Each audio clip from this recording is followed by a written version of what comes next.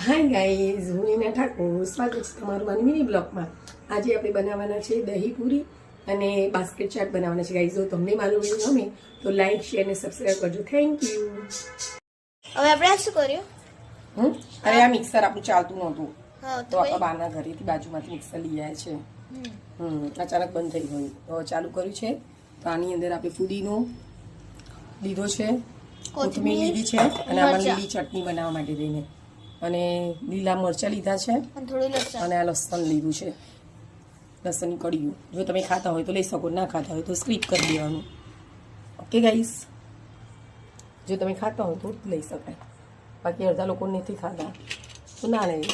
પછી આમાં અંદર 4-5 લીલા મરચાં એડ કરવાના છે. ચક્કુ ક્યાં છે? આવી ચક્કુ. આમાં ચટણી થોડી આપણે વધારે જ બનાવવાની છે, 2 દિવસ ચાલે ને તો શું. આમાં ફોકસ જો આ જે ચટણી છે ને આ થોડું વધારે જ બનાવીશું. અને મરચાંમાં એવું છે કે 4-5 નંગ મેં લીધા છે. પછી તમને જેટલું તીખું હોય, ગમતું હોય એટલું લઈ શકાય. બસ હવે આપણે એનું ઢાંકણું બંધ કરી દઈશું. જો ગાઈસ, પછી બીજું બધા મસાલા પછી એડ કરશું. પહેલાં એનું ક્રોસ કરી નાખું.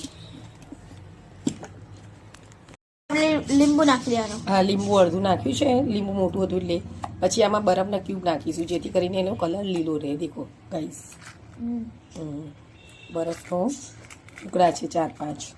પછી આપણે અંદર એડ કરવાના છે મીઠું એડ કરી દેવાનું. આજે મીઠું સ્વાદ અનુસાર. પછી એને મિક્સ કરી નાખશું એકવાર.